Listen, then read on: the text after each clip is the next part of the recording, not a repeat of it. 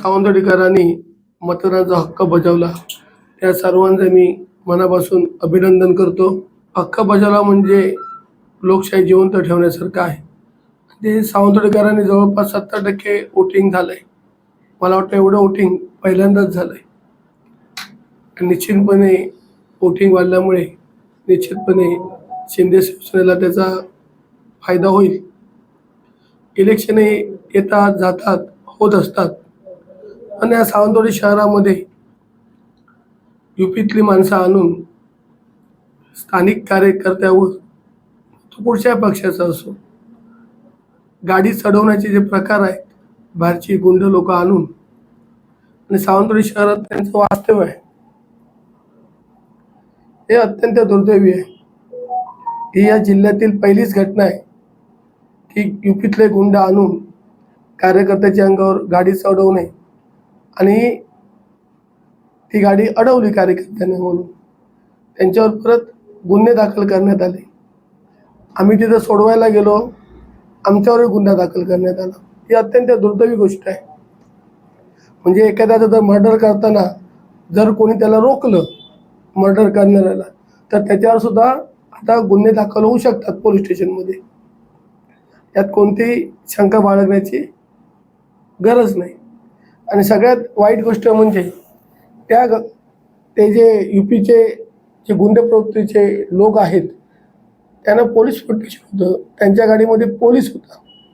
तो पोलीस कोणाचा होता, त्याचं त्यांच्यावर काम काय होतं, हे पोलिसांनी पहिलं जाहीर करायला पाहिजे।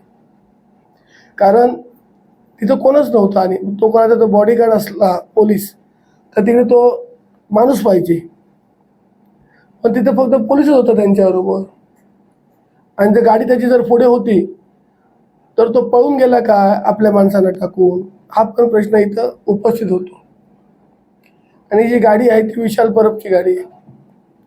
गाडी वाटतं पोलिसांनी जप्त केली आहे, पण त्यावर सुद्धा गुन्हा दाखल झाला पाहिजे। कारण त्या गाडीत यूपीतली माणसं होती, ती कशासाठी आली आहेत, त्यांचं काम काय ते इलेक्शनमध्ये, हे पण गांभीर्याने घेण्याची गरज आहे।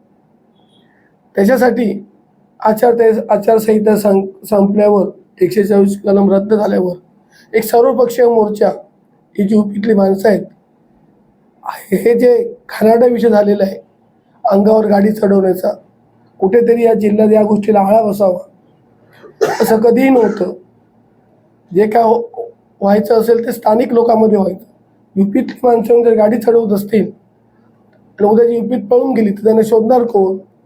उद्या एखाद्याचा मर्डर करून जातील, त्यांचं पोलीस स्टेशनमध्ये त्यांची नोंद आहे का? नाही तर आता पोलीस नोंद घेतील, सांगतील आधीच नोंद आहे म्हणून। मागच्या वेळी असेच विषय घडले होते। ही जी यूपीतली माणसं आहेत त्यांची नावं जर शहरात असतील आणि तर त्यांची नावं सार्वजनिक करावी, लोकांना त्यांची ओळख हवी, असं या ठिकाणी मला नमूद करायचं आहे। इलेक्शन येतील जातील, पण गाडी चढवण्याचे प्रकार कार्यकर्त्यावर थांबले पाहिजे। तर त्याचा ब्रेक लागला नसता तर निश्चितपणे 2-3 लोकांचा बळी गेला असता।